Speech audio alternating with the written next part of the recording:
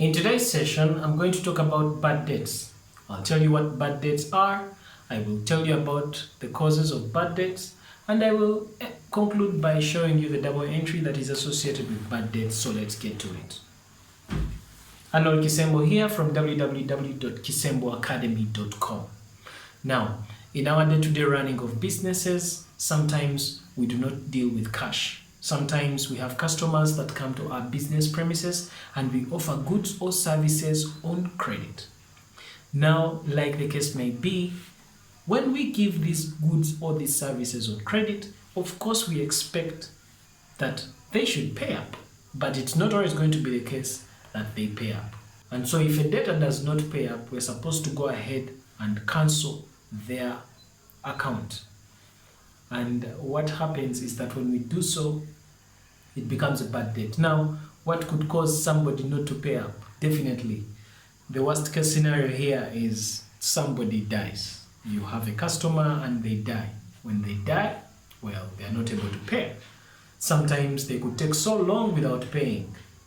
And sometimes some debtors can just disappear.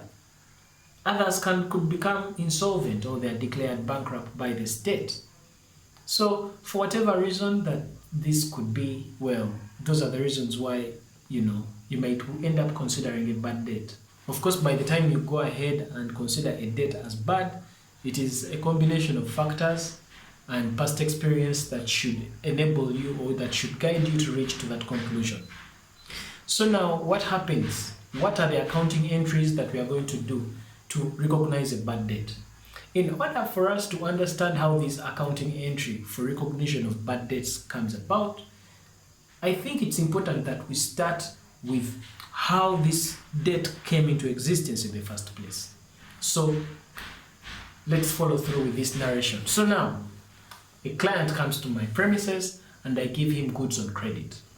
When I give him goods on credit, it's going to be two accounts affected. Now there's no cash involved. I've given him goods on credit. So it means I have made a sale. So my sales account is going to increase. So I'll go ahead and credit my sales account with a certain amount because I have made a sale, but it's on credit. Then the double entry, the second item that has been affected will be the debtor's account. So I'm going to create a debtor's account for this debtor. Let's call this debtor Chankwanzi. So it is debtor Chankwanzi account, and I will go ahead and create, let's say it's 100,000. So yeah, I've given them goods worth 100,000, and that is the other account that has been affected by this is actually the sales account, and it happened on that date. So now what happens? I'm here, I am waiting for Chankwanzi to pay me money. Chankwanzi is not paying up.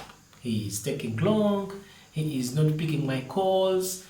He is acting funny. So I start getting signals that Chankwanzi might not pay this debt.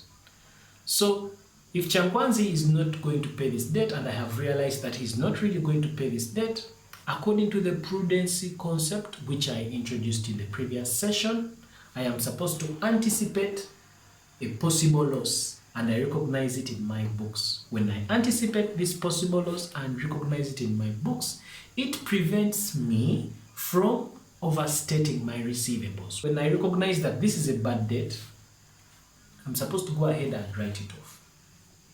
So we are still looking at Chankwanzi's account. It has a debit balance of 100,000. That debit balance of 100,000 means that I am expecting 100,000 from Chankwanzi. But I have come to a conclusion that Chankwanzi is not going to pay me.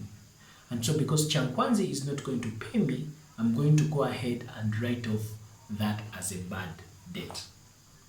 Now, since Chankwanzi's account is a debit balance of 100,000, to write it off, it means I'm going to make a reverse entry. I'm going to go ahead and credit debtor Chankwanzi's account with 100,000. When I debit it with 100,000, it means I am now writing it off.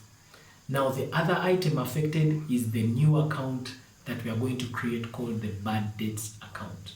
So I'll complete the double entry by creating a bad debts account. So I will debit bad debts by their 100,000.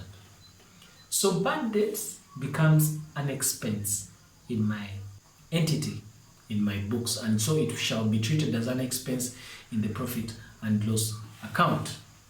So in a nutshell, that is how we handle bad debts, double entry.